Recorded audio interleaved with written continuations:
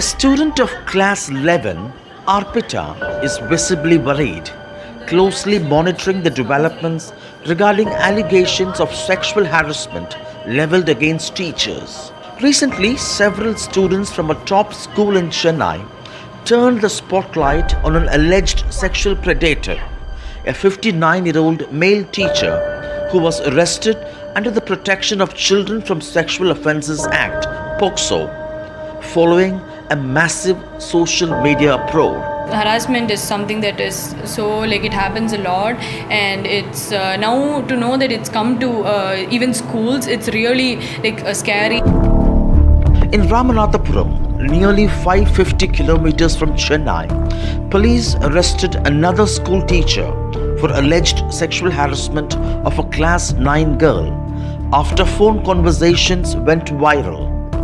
The accused was heard asking the child for sexual favors. In the backdrop of these cases, schools have begun tightening their systems. Not even about whether the safety has been breached. If there is some kind of the child not feeling safe, we address it at that level. So no child should have this, a thought in their mind that they could be, sent out, or they could be actually victimized. Senior students Kundavai Rani and Theodore welcome these steps. Experts say it might be the beginning of a new culture of openness, which is absolutely essential. Because now that it's happened and the word is out, everybody knows what will happen, and if it happens, they can complain about it and steps can be taken. Classes are being recorded, principal is asking us, calling us and asking any problems are there. On June 21st, Tamil Nadu Government's School Education Department released guidelines for all schools on student safety, along with a protocol for online classes.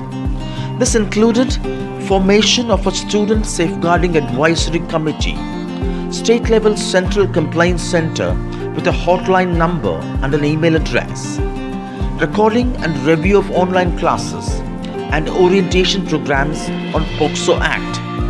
The recent spike in online sexual exploitation and abuse of children owing to increased screen time and online coaching has raised concerns, underscoring the need for deterrence to protect children. Central level पे भी इसी तरह की एक guideline बनाई जाए पूरे राष्ट्रीय स्तर पे, देश स्तर पे, और अलग अलग राज्य जो भी इसी तरह की गाइडलाइन बनाए जिससे कि बच्चों का ऑनलाइन सेक्सुअल अब्यूज या इस तरह की कोई घटना फिर से ना दोहराई जा सके, ये हम लोग मांग करते हैं। Kailash Satyarthi Children's Foundation's Justice for Every Child campaign aims to provide legal and mental health support to victims across the country whose childhood has been robbed by sexual predators. Extend a helping hand and join the campaign to ensure child victims of rape and sexual abuse receive the much needed support as they fight for justice.